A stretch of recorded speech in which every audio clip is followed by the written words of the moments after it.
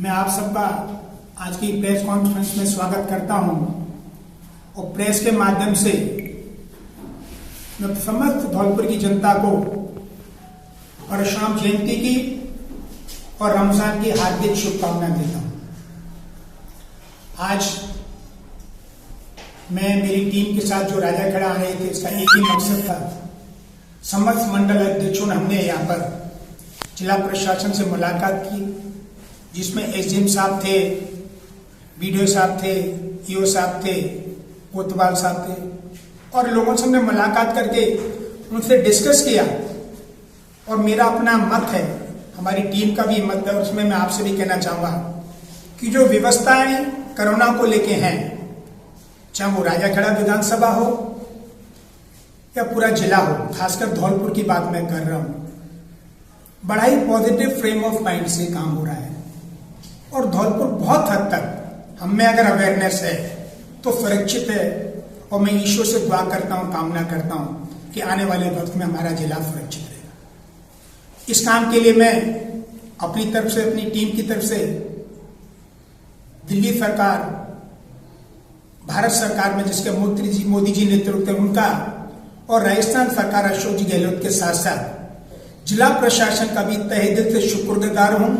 उन सबका धन्यवाद देता हूं कि एक टीम वर्क के रूप में जो जिला प्रशासन है, जिसमें कलेक्टर साहब हैं, एसपी साहब हैं, डॉक्टर्स हैं, पुलिस वाले हैं, और समस्त एनजीओ मिलकर जिस तरह काम कर रहे हैं और धौलपुर को सुरक्षित रख रहे हैं, वो उनका बहुत बड़ा योगदान है। वो धन्यवाद के, बधाई के हम सब की तरफ से पात्र हैं, क्योंकि धौलपुर चारों तरफ से घिरा हुआ है।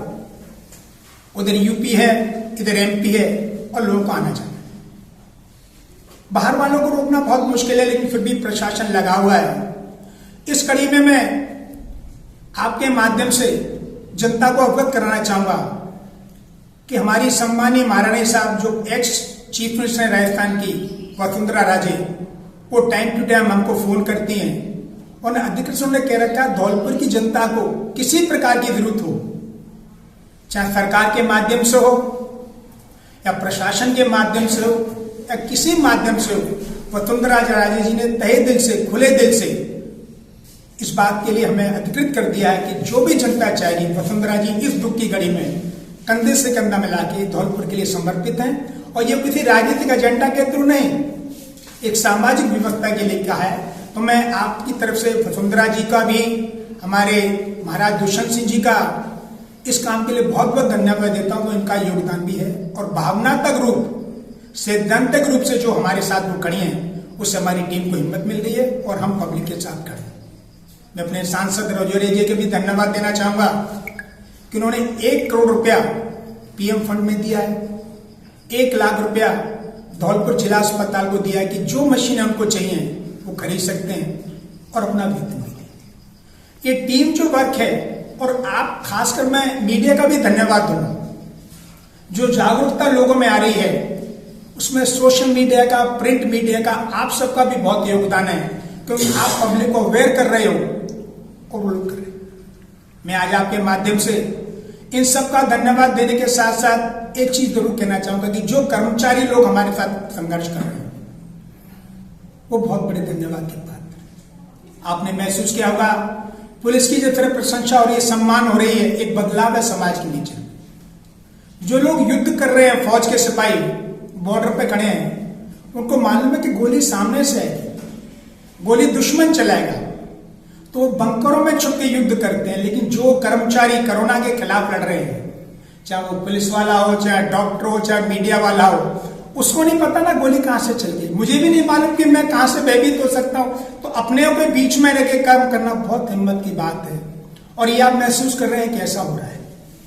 लेकिन मैं इस परिस्थिति में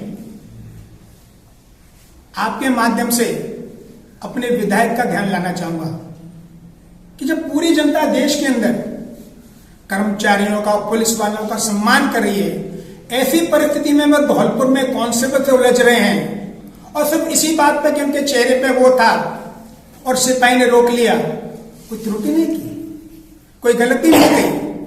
अगर हम किसी को नहीं पहचान रहे, कोई हमें नहीं पहचान रहा है, तो हमें परिचय देना चाहिए। ये कोई भी इंसानियत वाली बात नहीं कि कोई भी विधायक इतने बड़े कद का, इतने बड़े परिवार का उतरता है और उसके संग गाली गलौज करता है, और वो भी गाली गलौज करता है। अधिकार है सामने वाले को, ये सामाजिक व्यवस्था है। हम अपना परिचय नहीं देंगे तो हमें कोई अधिकार नहीं है। और उन्होंने फिर गाली गलौज किया।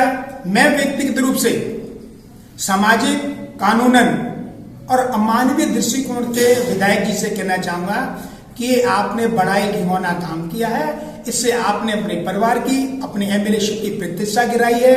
और हकीकत में अगर वो एज इंसान है तो उनको माफी मांगनी चाहिए। इससे पूरा मनोबल बढ़ेगा शासन का। और वो नहीं भी कहें तो भी उनकी सोच लोगों की नजर में गिर गई है।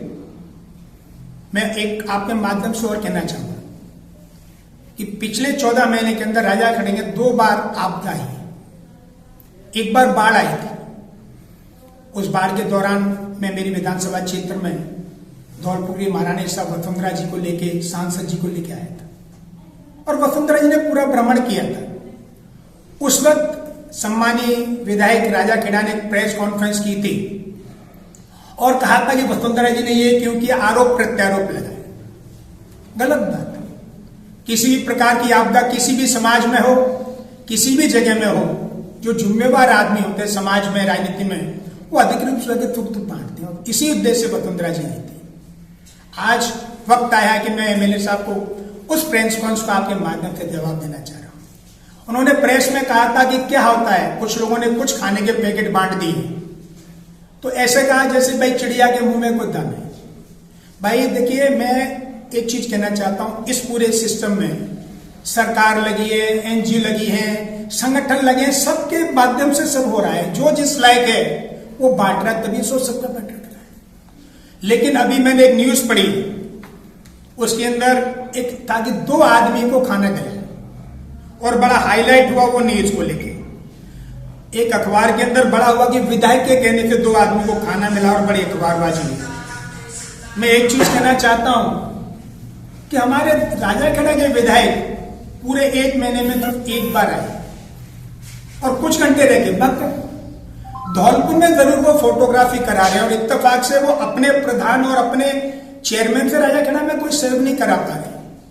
मैं पहले कांग्रेस में था और मैंने संगठन के माध्यम से 2 पेड़ लगाए थे, एक चेयरमैन साहब और एक प्रधान जी। आज इत्तेफाक से एमएलए साहब उन्हीं के कंधों में बैठ के घूम रहे हैं। ये इस बात का सबूत है कि मेरे लगाए हुए पेड़ों के माध्यम से वो खाना बंटवा के फोटो खिंचा रहे हैं। अपना योगदान उनका राजाखेड़ा में नहीं है और फोटो खिंचाने से 2-2 आदमी के नाम लेने से अच्छी बात नहीं है। एक कभी कहानी, एक दुआ है तो कि जो लोग फोटो खिंचा रहे हैं विधायक जी, जो 2 आदमी के लिए कह रहे हैं कि मैंने 2 आदमी को खाना खिला दिया, ग्रेस की बात नहीं।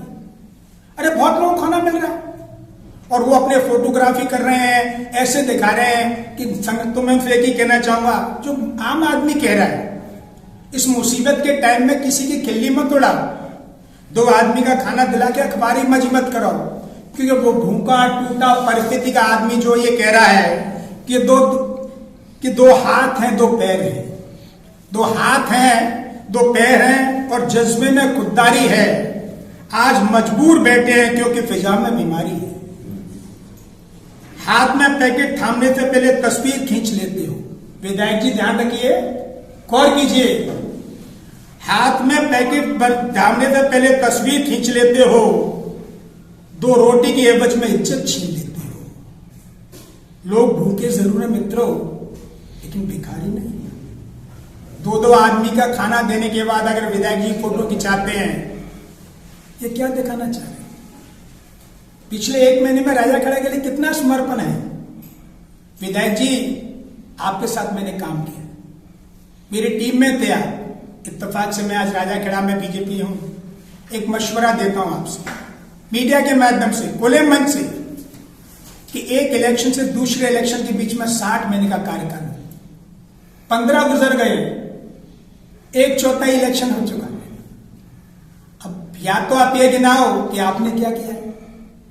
और प्रॉक्सी से राजनीति नहीं होती। जयपुर बैठ जाओ, किसी परिवार के आदमी को भेज दो, इससे आदमी का सुख नहीं होता। अपना योगदान बताओ कि आपका राजाखेड़ा की जनता के लिए क्या कंट्रीब्यूशन है।